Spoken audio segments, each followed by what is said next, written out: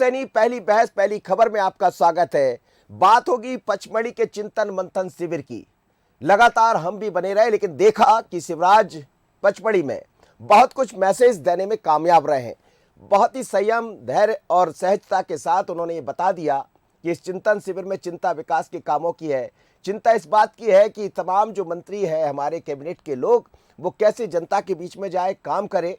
और एक बहुत ही अलग तरह का मैसेज इससे ये भी निकलकर सामने आया कि पहली बार 22 घंटे लगातार बैठक चली। पहले दिन 12 घंटे के लगभग और दूसरे दिन 10 घंटे। लेकिन इस बीच में हमने ये भी देखा, एक भी मंत्री के चेहरे पर सिकन नहीं थी, सब खुश होते बाहर नजर आए। ऐसी क्या चीज है शिवराज सिंह चौहान के भीतर जो इसको करने में कामयाब रहे। लेकिन इस बैठक से बात 2023 की दिखाई देती है। 2023 का रोड मैप तैयार किया गया है। हमने ये भी देखा है कि फ्लैगशिप योजनाओं को बड़ा हथियार बनाने पर जोर दिया है सरकार ने। 2 दिन चले, जैसा हम कह रहे हैं, करीब 22 घंटे के मंथन में बहुत कुछ निकलकर सामने आया अमृत। लेकिन जब बैठक खत्म हुई तो क्या कहना था तमाम मंत्रियों का, 5 विंडो के जरिए हम आपको दिखाते हैं कि अलग अलग मंत्रियों ने हमसे क्या कहा, बैठक को लेकर उनका क्या मत था, क्या मंथन हुआ और क्या चिंतन हुआ। सुनिएगा। 12-12, 13-13 घंटे कंटिन्यू बैठक हुई है। इसमें बहुत से विषयों पर बात हुई है। हमारी जो कमेटियां बनी उन पर बात हुई है, हमारे विभाग की परफॉर्मेंस से बात हुई है और बहुत सारी चीजें नई निकल के आई हैं। बहुत सारे नवाचार हम लोग जो कर रहे हैं, नवाचार पर चर्चाएं हुई हैं। बहुत सारी हमारी पुरानी योजनाएं थी मुख्यमंत्री शिवराज सिंह चौहान जी की, चाहे लाडी लक्ष्मी हो, तीर्थ यात्रा हो, कन्यादान योजना हो, इनको हम नया रूप देंगे।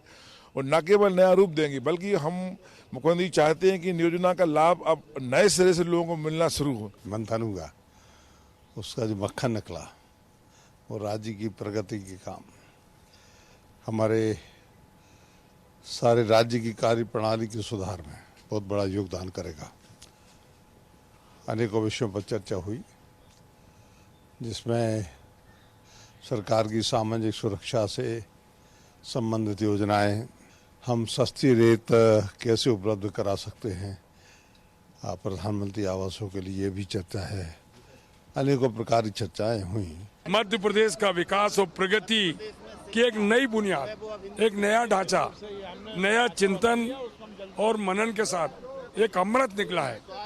अमृत सारी जन कल्याणी योजनाओं को कार में पंडित करने के लिए एक नया मापदंड हमने तैयार किया है। अमृत इस मध्य प्रदेश को आत्मनिर्भर मध्य प्रदेश बनाने का और देश का जो नरेंद्र मोदी जी के नेतृत्व में विकास की अवधारणा है, उसमें मध्य प्रदेश सबसे तेज गति से आगे बढ़े, वही हमने 2 दिन में किया। जो मंथन हुआ है उसमें बहुत कुछ चीज़ें ऐसी निकली हैं जिसमें कि हम आगे माननीय मुख्यमंत्री जी के नेतृत्व में रोड मैप के रूप में काम करने वाले हैं।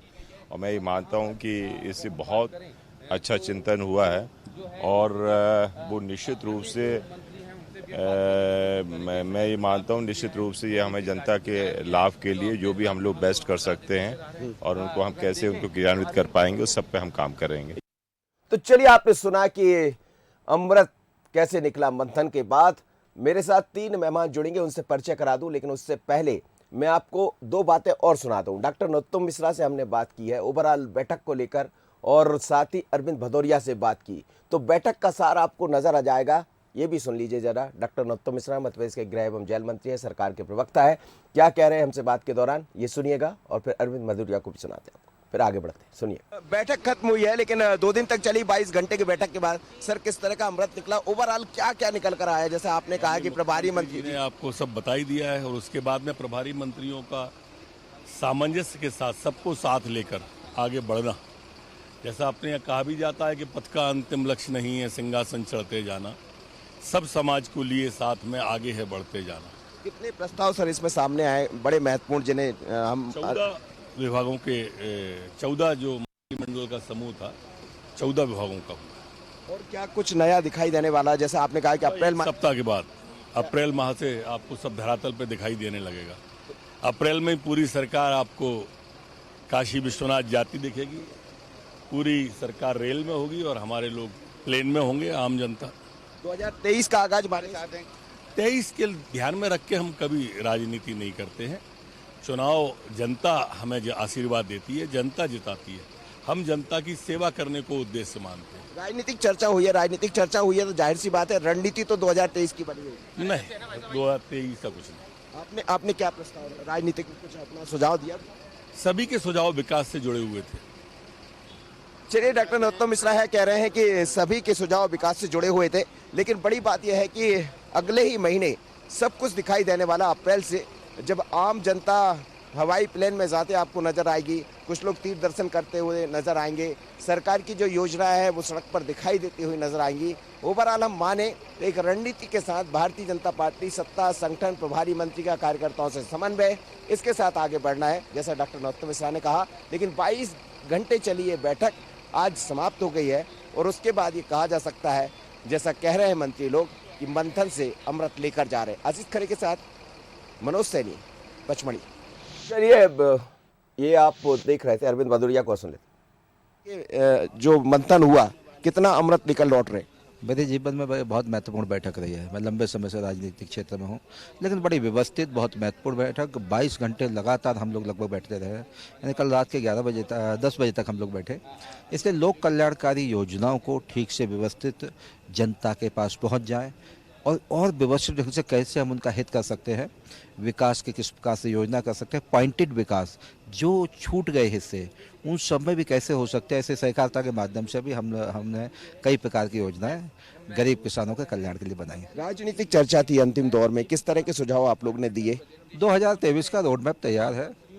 भारतीय जनता पार्टी के नेता माननीय शिवराज सिंह चौहान मध्य प्रदेश के मुख्यमंत्री महोदय के नेतृत्व में 2023 में 100% भारतीय जनता पार्टी की सरकार बनेगी। उसके लिए कमर कस के हम लोग तैयार हैं, योजनाओं के माध्यम से, मध्य प्रदेश के मुख्यमंत्री की लोकप्रियता के माध्यम से और भारतीय जनता पार्टी के संगठन की सुदृढ़ता के कारण हम 100% जनता जनार्दन के पास है, भारतीय जनता पार्टी की सरकार बनेगी। बड़ी बात कह रहे हैं आपकी, मुख्यमंत्री जी शिवराज सिंह चौहान के नेतृत्व में ही पुनः आप आगे बढ़ने वाले हैं और जिस तरह से वो लगातार, क्या ऐसा कोई आपका भी लंबा अनुभव उनके साथ भी, पर मुख्यमंत्री शिवराज सिंह चौहान को कितना अलग देखते हैं? शिवराज सिंह चौहान साहब तो मगर जनता का दिलों की धड़कन और जनता के दिलों की आवाज़, आवाम की आवाज़ है। वो मध्य प्रदेश के मुख्यमंत्री शिवराज सिंह चौहान साहब हैं। लगातार वो दिलों पर राज करने वाले हैं, सेवा भाव के माध्यम से, विनम्रता के माध्यम से। और विनम्रता, सहजता, सरलता की पराकाष्ठा के व्यक्ति कोई है, अजात शत्रु कोई है, ऐसे हमारे मध्य प्रदेश के मुख्यमंत्री शिवराज सिंह चौहान। नया क्या लेकर जा रहे हैं 2023 में जनता के सामने? हर चीज़ नई है साहब, पुरानों का सिंहावलोकन करना और नए नए प्रकार की योजनाओं के माध्यम से हर डिपार्टमेंट ने नए आयाम क्या हो सकते हैं, नई योजना क्या हो सकते हैं, नए जिसको कहते हैं मतलब किस प्रकार से हम इनोवेशन कर सकते हैं। तो ऐसे कई चीज़ों की दृष्टि से हम लोग जा रहे हैं। अरविंद भदौरिया जी है, बहुत ही महत्वपूर्ण चर्चा हुई है जैसा कह रहे हैं बैठक में, लेकिन कई महत्वपूर्ण सुझाव भी सामने आए। चलिए, आप सुन रहे थे अरविंद भदौरिया को, डॉक्टर नरोत्तम मिश्रा को, लेकिन ये सब बयान हम इसलिए सुना रहे थे कि आप समझिए, किसी भी चेहरे पर जब बड़ी लंबी बैठक होती है तो सिकत दिखाई देती है, कुछ एक अलग चेहरे दिखाई देते, लेकिन चेहरे बहुत कुछ कह देते। तो शिवराज ने ऐसा कौन सा जादू इस बार कर दिया जो ना तो चेहरे पर सिकन थी और इतनी बैठक के बाद, इतनी लंबी बैठक के बाद भी सारे चेहरे खिले हुए थे। मेरे साथ 3 मेहमान जुड़ रहे हैं, उनसे बात करा देता हूँ। उमेश शर्मा जी है, भारतीय जनता पार्टी के प्रवक्ता। उमेश जी, बहुत स्वागत है आपका। फिरोज सिद्दीकी जी है, कांग्रेस के प्रवक्ता। फिरोज जी, आपका भी स्वागत है। देवदत्त दुबे जी, आपका भी बहुत स्वागत है, वरिष्ठ पत्रकार है। सबसे पहले देवदत्त दुबे जी, आपसे एक प्रतिक्रिया इसलिए लेना चाहूंगा कि आप भी लगातार मुझे वहां दिखाई देते रहे हैं, आपने भी बड़े नजदीक से इस बैठक को समझा होगा, क्या मैसेज दिखाई देता है? देखिए मनोज जी, मुझे लगता है कि मुझसे ज़्यादा तो आपने वहाँ समय दिया है, क्योंकि मैं जब होटल में सुबह उठता था और टीवी चालू करता था तो आप मुख्यमंत्री का योग दिखा रहे थे चैनल पे और मंत्रियों का मॉर्निंग वॉक दिखा रहे थे। तो बहुत अपन करीब से इस बैठक को देखा है। और जैसे हम लोग एक धारणा बना के गए थे कि जब इतनी लगातार बैठक चलेगी तो मंत्रियों के कुछ निजी काम छूटेंगे, कुछ तनाव में रहेंगे, कुछ उनकी दिनचर्या प्रभावित होगी, लेकिन ऐसा कुछ वहाँ दिखा नहीं। मुख्यमंत्री शिवराज सिंह ने शायद मंत्रियों को ऐसा संकेत या आभास करा दिया होगा 2018 का कि थोड़ी सी चूक भारी पड़ती है, फिर आप लोग परेशान होते हैं क्षेत्र के विकास के लिए, हम जो योजनाएं शुरू करते हैं उनके लिए। तो इसलिए अब पूरे समय एक्टिव मोड में रहना है, पूरे समय सक्रिय रहना है। और जिस तरीके की वहाँ बैठक मंथन लगातार चला और उसके बाद जो योजनाओं का जो मेकअप किया गया है, जो जैसे एक अपन कहते काश यदि इसमें ऐसा होता तो ऐसा हो जाता, तो उन्होंने वो काश शब्द को सब लगातार बैठते मंत्री कैबिनेट में क्या होता है 1 घंटे बैठेंगे 2 घंटे बैठेंगे, लेकिन लगातार 11 घंटे और फिर दूसरे दिन भी इतना ही 22 घंटे जब बैठेंगे तो ये सुझाव एक एक योजना पर सब मंत्रियों के आए। तो जब एक आम आदमी अच्छा सुझाव दे सकता है तो मंत्रियों के अनुभव रहते हैं, वो सुझाव आए। जैसे तीर्थ दर्शन में उन्होंने हवाई जहाज़ की भी सुविधा करवा दी कि जहाँ बुजुर्ग नहीं पहुँच सकते या जहाँ रेल पटरी नहीं है, ट्रेनें नहीं जाती, वहाँ बस से भी यात्रा करो। तो ऐसा एक जो निचोड़ उन लोगों ने निकाला है, मुझे लगता है कि ये बहुत ही अलग तरीके का था। और शिवराज जी की जो स्वीकार्यता मंत्रियों में, जो उनके प्रति और मंत्रियों का उनके प्रति जो भाव दिखा, मुझे लगता है 2023 के लिए जब टीम जाएगी, जैसे कोई भी सेनापति तभी सफल होता है जब उसकी सेना भी मजबूत हो, साथ में हो, उत्साहित हो, मनोबल के साथ। जी। तो ये पहली बार देखा है इन 15-20 सालों में कि सेनापति और सेना सब उत्साहित थे, अनेक व्यवधानों के बावजूद, अनेक कष्टों के बावजूद भी। और लगातार जैसा आप और हम वहाँ गए थे जंगल में जब 1 मिनट के कुछ देर के लिए, तो वहाँ ना एसी थी, ना कूलर था, ना कुछ नहीं था, और उसके बावजूद भी सब उत्साहित थे। तो मुझे लगता है एक महत्वपूर्ण पड़ाव सिद्ध होगा ये भाजपा और उसकी राजनीति के लिए प्रदेश में। और चलिए देवदत्त जी, मैं लौटूंगा तो आपसे कुछ और चीजें भी समझूंगा। फिरोज सिद्दीकी जी, सवाल आपसे पहला इसलिए रहेगा कि बीजेपी की बात तो हमने कर ली, आपको लग रहा होगा कि उन्हीं की बात की जा रहा है, लेकिन जाहिर सी बात है चिंतन मंथन उनका हो रहा था तो बात उसी को समझना। लेकिन ये चिंतन जिस तरह का हुआ है, जो मंथन से अमृत जैसा बीजेपी कह रही है, अभी अमृत वो तो लेकर आ गए, कांग्रेस के लिए एक चैलेंज तो दिखाई देता है कि आप देखिए, एक तरफ कल हमने देखा संगठन के मुखिया बीडी शर्मा भी लगातार 3 दिनों से, अरुण सिंह भी आए हुए थे, उन्होंने भी बैठकें ली है, बीडी शर्मा भी अलग अलग स्थानों पर पहुंचे हैं। दूसरी तरफ मुख्यमंत्री ने जो एक मैसेज देने का प्रयास किया, क्या एक बड़ा चैलेंज है? और 18 से उन्होंने सबक ले लिया, आप क्या ले रहे हैं? देखिए, आज की बैठक, ये जो कल की पचमढ़ी की बैठक थी, इसके बाद से तो हमारी परेशानी और कम हो गई जी। ये स्पष्ट हो गया कि ये सरकार जो है, इसके पास ना कोई रोड मैप है, ना कोई विकास का खाका है। माननीय कमलनाथ जी ने 2 टूक सवाल किया आपसे कि ये बता दीजिए कि आप गए थे तो करने क्या गए थे। मैंने 7 मंत्रियों की बाइट सुन ली और आप जैसे पत्रकार ने उनकी बाइट ली। 7 मंत्रियों में से भी एक एक मंत्री अगर ये बताता कि मेरे विभाग का ये प्रस्ताव था और उसको आज मंजूरी मिल गई, मेरे विभाग तो 7 प्रस्ताव जो थे वो जनता के काम में आ जाते, लेकिन ये 7 मंत्रियों में से एक भी नया प्रस्ताव जो था वो क्लियर नहीं हुआ। लाडली लक्ष्मी की बात करो, ये फ्लैगशिप योजना थी शिवराज सिंह सरकार की, जो कि अब इसको मैपिंग करा के पार्ट 2 में ला रहा है। कुछ सैकड़ा बच्चियों को ही इसका फायदा हुआ। कल्याणी योजना थी, इसमें 122 करोड़ का घपला हो गया। विवाह योजना थी, इसमें करोड़ों रुपए का घपला हो गया, यानी लॉकडाउन में शादियां करा दी गई, ऐसे तक प्रमाण मिले। सर, वही तो सुधारने का प्रयास किया, उसी पर तो सुधारने का प्रयास तो वो बताइए ना कि करोड़ों रुपया आपने खर्च किया, करोड़ों रुपया खर्च हुआ है इस बैठक के ऊपर। ये क्या भोपाल में नहीं हो सकता था ये काम? आज कोरोना में हम कोरोना का मुआवजा नहीं दे पा रही जो सरकार, जो करोड़ों बिना कर्जे के चल नहीं पा रही जो सरकार, वो सरकार जो है पिकनिक मनाने गई है।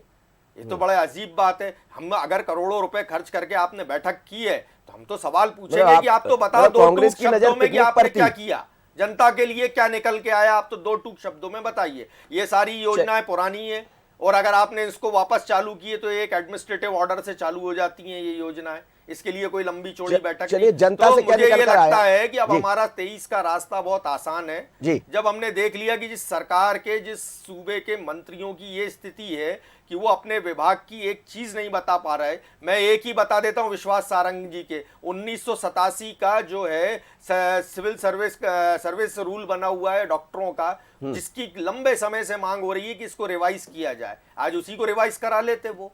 चलिए, उमेश शर्मा जी, कुछ नहीं दिख रहा है फिरोज सिद्दीकी जी को, कांग्रेस को। वो कह रहे हैं हमारे लिए और आसान हो गया। अब आसान क्या हुआ है उनके लिए वो बेहतर समझ रहे होंगे, लेकिन आसान क्या आप बनाने की तैयारी में है 2023 को? मनोज जी, कोयल जो होती है उसकी बोली बहुत मीठी होती है और वो बहुत एक चालाक, शातिर और धूर्त प्रजाति का परिंदा है और आला दर्जे की मक्कार भी होती है। कभी भी अपना घोंसला बनाने की मेहनत नहीं करती है। अपनी औलादों को अंडे के रूप में पालने की जिम्मेदारी दूसरों के घोंसले पर डाल देती है। मध्य प्रदेश में कांग्रेस पार्टी की मनोदशा भी कुछ इसी प्रकार की है। वो स्वयं परिश्रम नहीं करते हैं, वो भारतीय जनता पार्टी के इस घने और छायादार पेड़ पे लता की तरह लिपटे हैं और आलोचना की चींटियों की तरह रेंगते रहना उनकी नियति हो गई है। खैर, उनकी राग भड़ास पलासी पर मैं इतने महत्वपूर्ण चैनल का समय व्यर्थ नहीं करूंगा। मनोज जी, हम तो बहुत आत्मा आनंदित हैं और हमारे आनंद का कारण यह है कि ये जो शांति काल के अंदर हमारा युद्धाभ्यास हुआ है, जिस प्रकार हमारे सेनापति के नेतृत्व में हमारी सैन्य टुकड़ियों के प्रधान क्षत्रपों ने अपने अपने आयुधों के आह्वान के मंत्र को वापस सिद्ध कराए, हमने ये भी देखा है कि हमारे सत्र संचालन में कहाँ कमी रह गई थी। हमने इस बात का भी आकलन करा है कि हमारा निशाना सटीक कितना बैठा है, बैठक की उसमें क्या निकल के आया वो बताइए। अब सुन लीजिए फिरोज जी, सुन लीजिए, 2 मिनट सुन लीजिए, बहुत महत्वपूर्ण है जी, जरूरी है उनकी बात भी सुनिए। जी कहिए, बाबू, जब आप कहिए उमेश जी, कहिए कहिए उमेश जी, सवाल पूछ रहा हूँ भाई, ये पूछ लीजिएगा। एक मिनट फिरोज जी, जी उमेश जी कहिए आप। जब आप कव्वाली कर रहे थे मैंने कुछ बोला था? नहीं, ये है कि आपको मैं सितार बाजार में शास्त्रीय गायन कर रहा था। नहीं, आपको शास्त्रीय गायन आ नहीं सकता यार, आप मुशायरे और कव्वाली वाले हो, फिर आप तो शांत हो जाइए। मैं आपको बहुत मैं पंडित अलाउद्दीन खां का चेला हूँ। कोई चेले नहीं है, चेले तो आप कमलनाथ जी और दिग्विजय सिंह जी को, जिनके जूते में दाल बट रही है। आप अलाउद्दीन खान सर चलिए सर, बहुत इंपॉर्टेंट बात है, बहुत इंपॉर्टेंट सर, अमृत निकाल दीजिए जी उमेश। अब मनोज जी, मैं एक बात कहना चाहता हूँ। मनोज जी, अगर कांग्रेस पार्टियों के मित्रों की आत्मबुद्धता इसमें है कि 2023 से चिंतन की बैठक से उनके लिए सहज सरल हो गया, तो हम उनको साधुवाद देते हैं और हम चाहते हैं कि आत्मबुद्धता की इस अर्धनिंद्र अवस्था में वो लगातार चलते रहे।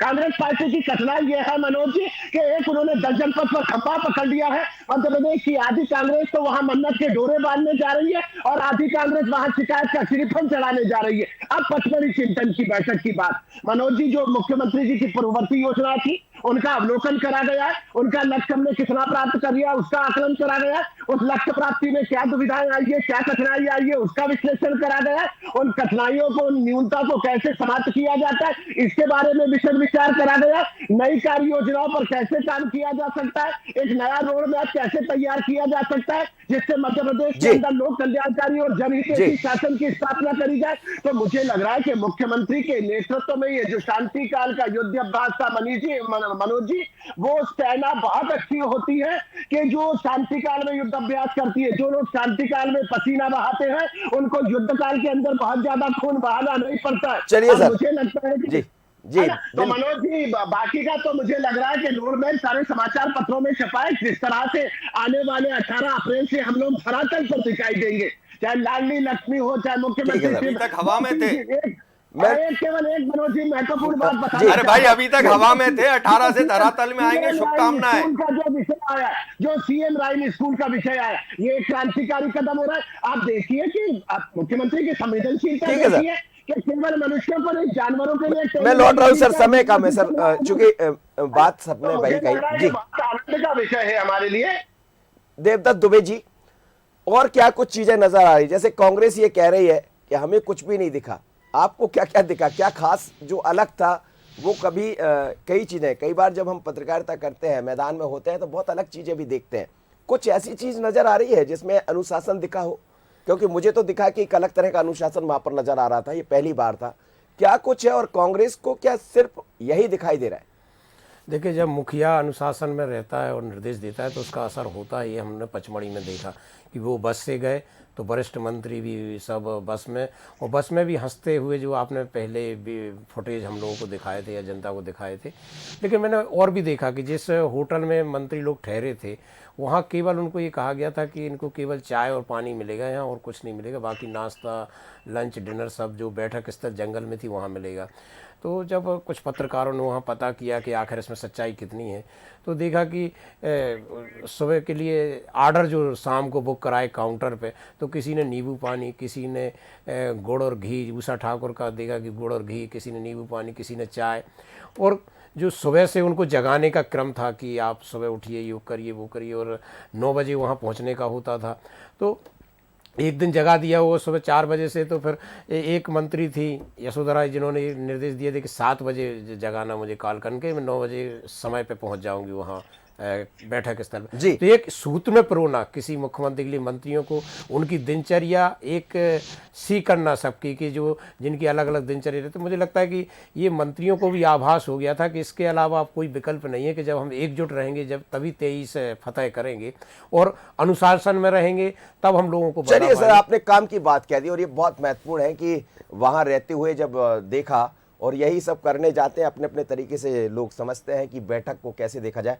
फिरोज सिद्दीकी जी, आपने कहा मैं उस पर नहीं जाऊंगा, उन्होंने कह दिया तीर दर्शन योजना को नए रूप में लेकर आ रहे हैं, अब वो फ्लाइट से यात्रा कराने वाले हैं। उन्होंने कह दिया कन्यादान योजना लेकर आ रहे हैं, नई तरीके से 56,000 रुपये अब मिलने वाले हैं, और शादी की बात करें तो उसमें 55,000 मिलने वाले हैं, बढ़ गई वो राशि।